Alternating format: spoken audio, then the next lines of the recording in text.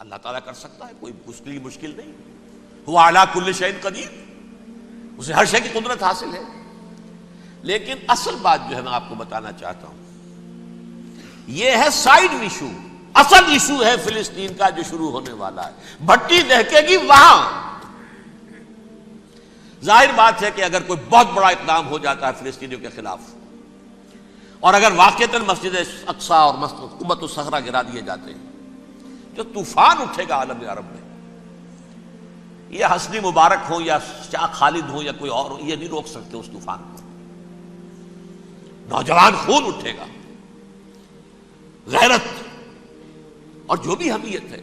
مسلمان ان پڑھ سے ان پڑھ اور بالکل بے دین، وہ بھی مسجد کی حرمت پر کٹ مرنے کو تیار ہو جاتا ہے. مسجد تو بنا دی شب بھر میں ایمان کی حرارت والوں نے، من اپنا پرانا پاپی ہے، برسوں میں نماز ہی بن نہ سکا. وہ چاہے کانپور کی مسجد سے مسلمانوں نے جانے دی ہیں، چاہے وہ شہید گنج کی مسجد کی مسلمانوں نے جانے دی ہیں، چاہے نماز نہ پڑھتے ہو. لیکن یہ جو حرمت اور یہ جو حمیت اور یہ غیرت ہے، اس سے جو طوفان اٹھے گا یہ ہوگا اس ملحمۃ العظما، اس کی طرف پیش رفت ہو رہی. کتاب الملاحم سے احادیث کے حوالے سے کہ جن جنگوں کا حوالہ دیا حضور نے، پیشن گوئی کی ہے، اس کا نقطہ آغاز تھا خلیج کی جنگ. صدام حسین نے اسے کہا تھا یہ مدر آف وارز ہے، ام المحارب، یہ ایک جنگ نہیں ہے. اس کا نقشہ بھی حدیث میں موجود ہے، پیشن گوئی موجود تھی، اس وقت بھی ہم نے شائع کی تھی. لیکن اس میں جو جنگ اب ہونے والی وہ الملحمۃ العظما. ملحمہ کسے کہتے ہیں؟ لحم گوشت کو کہتے ہیں، اور قصائی کی دکان کو عربی میں ملحم کہتے ہیں، جہاں گوشت کے ٹکڑے کیے جاتے ہیں. آج کل مشینوں سے ہوتے ہیں، اب جو ہے وہ ہاتھ سے چھریوں سے نہیں ہوتے، لیکن ٹکڑے ہو رہے ہوتے ہیں، جسموں کے چیتھڑے اڑ رہے ہوتے ہیں. ملحمہ، یہی لفظ استعمال کیا تھا حضرت سعد ابن عبادہ نے رضی اللہ تعالی عنہ یوم فتح مکہ. ان کے دل میں تھا کہ اب ہم انتقام لیں گے ان عربوں سے، ان قریش سے. الیوم یوم الملحمہ، الیوم یوم الملحمہ، یہ کہتے ہوئے جا رہے تھے. ایک خاص کیفیت، آج ہے گوشت کے ٹکڑے اڑانے کا دن. حضور سے کہا کسی دن جا کر کے ساتھ تو یہ کہہ رہے ہیں الیوم یوم الملحمہ، الیوم یوم الملحمہ.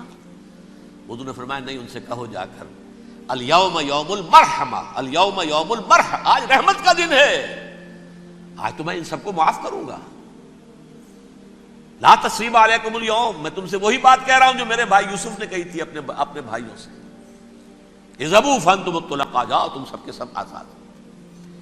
وہ ملحمہ ہے جس کو کہ حضور نے حضرت معاذ بن جبل رضی اللہ تعالیٰ عنہ، اس کی روایت ہے، اس میں سے جو ابو داؤد میں روایت آئی ہے اس میں الملحمۃ العظما، عظما مؤنث ہے اعظم کا. آپ کہتے ہیں جنگ عظیم اول، جنگ عظیم دوم. عظیم کا باپ ہو گیا اعظم، سب سے بڑا، اور اس کا مؤنث ہے سب سے بڑی، عظما. الملحمۃ العظما، سب سے بڑی لڑائی. میرے نزدیک یہ وار کے معنی میں نہیں ہے، بیٹل کے معنی میں. انگریزی میں یہ دو لفظ علیحدہ ہے، وار، بیٹل. وار سالوں کو محیط ہوتی ہے، بیٹل کسی ایک خاص جگہ پر جو لڑائی ہوتی ہے اس کو کہتے ہیں. حضور کے اور قریش کے درمیان 6 سالہ وار تھی، جنگ تھی. لیکن battles, battle of Uhud, battle of Badr, یہ بیٹلز تھی، لڑائیاں تھیں. تو عظیم ترین جنگ شاید اس اعتبار سے نہ ہو جیسے کہ ورلڈ وار 1 اور ورلڈ وار 2، یعنی اس کی وسعت کا اتنا معاملہ نہیں اور طوالت کا نہیں. لیکن جو لڑائی جو ہے بیٹل ہونی ہے، جس کو کہ یہ لوگ، یا چونکہ میں نے کہا تھا شروع میں کہ سرما ہے میری آنکھ کا خاک حجاز و حول قدس. نیو ٹیسٹمنٹ کی آخری کتاب ہے the book of Revelation, Revelation of Saint John. اس میں آرمگڈون کہا گیا ہے اسے. ہر مجدون، یہ عبرانی لفظ ہے. ہر کہتے ہیں اونچی جگہ کو، سطح مرتفع. مجدون میگیڈو، میگیڈو ایک وادی ہے، مرتفع، وادی مرتفع. یہ ہے واقع لبنان، اسرائیل اور شام کے درمیان جو ٹکڑا، جو ٹرائنگل بنتی ہے، یہ ہے. یہاں پر بڑی جنگ لڑی جائے گی، اور یہ جنگ صلیب ہوگی، جو کہا ہے بش نے، یہ جنگ صلیب. سیکنڈ ملینیم شروع ہوئی تھی تو پہلی صلیبی جنگ ہوئی تھی، 3rd ملینیم شروع ہوا ہے، یہ 2nd صلیبی جنگ ہے، یہ کروسیڈ ہے. اور میں اس مرتبہ امریکہ گیا تھا تو پہلی مرتبہ مجھے وہاں ایک رسالہ ملا ٹرمپٹ نام کا. یہ امریکہ کے جو بہت ایکسٹریمسٹ قسم کے پروٹیسٹنٹس ہیں، یہ ان کا رسالہ ہے، اور ان کے بارے میں اب کہا جا رہا ہے وہ کرسچین زائنسٹ ہیں. آپ شاید پہلی مرتبہ یہ لفظ سن رہے ہو. زائنسٹ تو ہم سمجھتے ہیں یہودیوں کو، کرسچن زائنسٹ وہ ہیں جو ہیں تو عیسائی پروٹیسٹنٹس ہیں، لیکن اسرائیل کے وہ حمایتی یہودیوں سے بڑھ کر ہیں. یہ میری کسی پہلی تقریر میں شاید بہت سے حضرات کو یاد آ جائے، میں نے کہا تھا 4 سال پہلے ہمارا تنظیم اسلامی کا ایک کنونشن ہوا تھا ہیوسٹن میں، امریکہ کا جنوبی علاقے کا شہر ہے. ایک سیشن اس میں ہم نے رکھا تھا انٹرفیتھ، ایک عیسائی کو بلایا تھا، ایک یہودی بہت بڑا وہاں کا عالم ہے اس کو بلایا تھا. اس یہودی عالم نے ڈاکٹر وشوگراڈ، جو وہاں کی یونیورسٹی میں پروفیسر ایمیریٹس ہے، اس نے کہا تھا کہ یہ اسرائیل کو تو سپورٹ کر رہے ہیں عیسائی، ہم تو نہیں کر رہے. جو پریکٹسنگ یہودی ہیں وہ زیادہ اسرائیل کے حق میں نہیں تھے، یہ تو سن 67 کے بعد انہوں نے اسرائیل کو تسلیم کیا ہے. وہ تو منتظر تھے کہ ہمارا مسیحا آئے گا تو اس کی قیادت میں جنگ کریں گے، جیسے شیعہ منتظر تھے کہ مہدی موعود آئیں گے تو پھر ہم کچھ کریں گے. وہ امام خمینی نے کہا بھائی جب وہ آئیں گے آ جائیں گے، لیکن ہم کچھ راستہ کے لیے.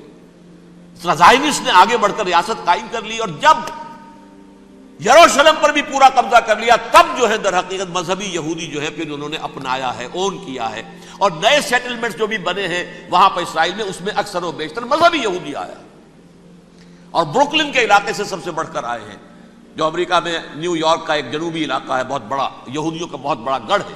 نیو یارک کو جیو یارک بھی کہا جاتا ہے، وہ تو اصل میں مرکز جو ہے وہ تو یہودیوں کا ہے. اس حوالے سے وہاں پر جو کرسچن زائنسٹ کہلاتے ہیں وہ اسرائیل کے یہودیوں سے بھی بڑھ کر کہیں سپورٹر ہیں. بہرحال اس دوسری صلیبی جنگ کا معاملہ جو میں کہہ رہا تھا، ٹرمپٹ نامی رسالہ، اس کا ایک مضمون ہے دی لاسٹ کروسیڈ. اب یہ آخری کروسیڈ ہے جو شروع ہونے والا ہے. میں تو حیران ہوں کس قدر کھل کے وہ باتیں کرتے ہیں. رومن کیتھولکس کو وہ کہتے ہیں کہ یہ شیطان ہے، یہ پوپ شیطان ہے، یہ یورپ کو اس نے جمع کیا ہے کرسچینٹی کی بنیاد پر، اور اس میں زیادہ تر کیتھولکس ہیں. آپ کو معلوم ہے برطانیہ بڑی مشکل سے شامل ہوا ان کے ساتھ، اس لیے کہ وہ پروٹیسٹنٹ کا سردار تھا، ابھی پوری طرح نہیں ہے. یورپ جو ہے وہ رومن امپائر دوبارہ یہ کھڑی کر رہا ہے، اور در حقیقت یہ جو ہے یہودیوں سے بھی چھیننا چاہتے ہیں اسرائیل کو اور فلسطین کو، اور مسلمانوں سے بھی، اور یہ وہی کروسیڈ جو تھے اربن ثانی کے اس کی تیاری کر رہے ہیں تاکہ وہاں پر عیسائی حکومت قائم ہو جائے، کیتھولکس کی، پوپ کی حکومت قائم ہو جائے، جیسے ایسٹ تیمور میں کر دی ہے. ایسٹ تیمور میں کون سی حکومت بنی ہے؟ Roman Catholic. رومن کیتھولک اسرائیل میں بنے تاکہ یہ سارے مقامات مقدسہ جہاں اسرائیل پیدا ہوئے، حضرت مسیح پیدا ہوئے، بیت الحم کہاں ہے؟ وہی ہے کہ نہیں؟ جہاں سے ریزریکشن ہوا ان کے خیال میں وہ کہاں ہے؟ وہیں پر ہے کہ نہیں؟ بڑے بڑے گرجے ان کے وہی ہیں. تو اس اعتبار سے ان کا کہنا یہ ہے یہ لاسٹ کروسیڈ کی تیاری ہو رہی ہے، یہ کیفور. اور ان کا کہنا یہ ہے کہ یہ پوری طاقت نیٹو کی جو ہے، یہ پہلے جرمنی سے لائی گئی بوسنیا، انہوں نے خود وہاں جنگ کروائی، انہوں نے خود وہاں پر ایتھنک کلینسنگ کروائی، پھر خود مصالحت کے لیے آ گئے، پھر کوسوو میں انہوں نے خود آگ بھڑکائی. یہ میں نہیں کہہ رہا، یہ وہ ٹرمپٹ رسالہ امریکہ سے چھپنے والا پروٹیسٹنٹس کا رسالہ ہے جو یہ کہہ رہا ہے. پھر انہوں نے کوسوو کے اندر کروایا، اور پھر وہ وہاں پر پیس فورس کی حیثیت سے آ گئے. اب وہ میسیڈونیا میں کروا رہے ہیں اور وہاں داخل ہو گئے ہیں. اگلا قدم ان کا سائپرس ہوگا، سائپرس میں ترکوں کو اور وہ گریکس کو لڑائیں گے اور وہاں آ جائیں گے، وہاں سے ایک چھلانگ لگائیں گے اور یہ فلسطین میں پہنچیں گے، اور یہ وہاں پر ایک رومن امپائر، اپنی پرانی رومن امپائر کی طرح کی رومن کیتھولک ریاست قائم کرنا چاہتے ہیں. تو وہاں امریکہ کے عیسائیوں میں بھی کوئی ایک طبقہ نہیں ہے، کیتھولکس بھی ہے، کیتھولکس زیادہ نہیں ہے ہمدرد، لیکن اب تابع ہو چکے ہیں. اسحاق ریبین نے جب یہ پیس ٹاک شروع ہوئی تھی، آپ کو یاد ہوگا شاید کہ جب وہ آیا تھا واشنگٹن سے واپس فلسطین اسرائیل، تو پہلے روم میں رکا for an audience with the pope, اور پوپ کو اس نے ایک مرتبان سا پیش کیا تھا، حضرت سلیمان علیہ السلام کے زمانے کا مرتبان، اور کہا تھا دیکھیے 3000 برس تک ہم نے اس کی حفاظت کی ہے، اب یہ میں آپ کے حوالے کر رہا ہوں. اس کے بعد سے پوپ جو ہے بالکل رام ہو گیا اور وہ عیسائیوں کے ساتھ اور یہودیوں کے ساتھ ان کا پورا معاہدہ ہو. اب پورا عیسائی ورلڈ جو ہے بعثت مجموعی یہودیوں کے شکنجے میں ہے. البتہ ان کے اندر بھی جھگڑے ہیں. جو وہاں پر وائٹ کرسچن ملیشیاز ہیں وہ ایکسٹریمسٹ ہیں کیتھولکس. ان کے نزدیک دشمن نمبر 1 یہودی، دشمن نمبر 2 مسلمان، دشمن نمبر 3 جو یورپ میں کالے ہیں، ایفرو امریکن، چاہے وہ عیسائی ہو گئے ہوں کوئی بھی ہو. یہ 3 دشمن ہیں جن سے انہوں نے کلینز کرنا ہے، صاف کرنا ہے ان کے خیال کے مطابق امریکہ کی سوسائٹی کو. اولاً یہود، پھر مسلمان، اور پھر یہ جو کالے ہیں. لیکن دوسری طرف پروٹیسٹنٹس کے اندر ایکسٹریمسٹ وہ ہیں جنہیں کہا جا رہا ہے یہ کرسچین زائنسٹ ہیں، یہ اسرائیل سے بڑھ کر سپورٹرز ہیں. بہرحال یہ اب جنگ ہوگی، اس کا نتیجہ کیا نکلے گا یہ تو اللہ ہی جانتا ہے. اب میں آخری بات کی طرف آ رہا ہوں. آخری نتیجہ تو جو بھی کچھ اپس اینڈ ڈاؤنز آئیں گے. تلک الایام نداولھا بین الناس. آخری نتیجہ ڈراپ سین وہ یہ ہوگا کہ اللہ کے دین کا بول بالا ہوگا اور پوری دنیا پر محمد کے لائے ہوئے دین صلی اللہ علیہ وسلم کی حکومت قائم ہوگی. وہ گویا قیامت کی تمہید ہوگی. اس کے بعد بس قیامت آئے گی، کیونکہ مقصد کائنات، تخلیق کائنات پورا ہو جائے گا. پوری مخلوقات کے اندر مقصد تخلیق، کلائمیکس آف کریشن محمد الرسول اللہ صلی اللہ علیہ وسلم. دین کی تکمیل محمد الرسول اللہ صلی اللہ علیہ وسلم. اور اس خلافت عرضی کے لیے جو حضرت آدم کو خلافت دی گئی تھی، جب اس میں وہ خلافت پوری دنیا پر قائم ہو جائے گی اس کا مقصد پورا ہو جائے گا. And that will be the beginning of the end. اس کے بعد قیامت ہے. آخری نتیجہ تو یہ نکلنا ہے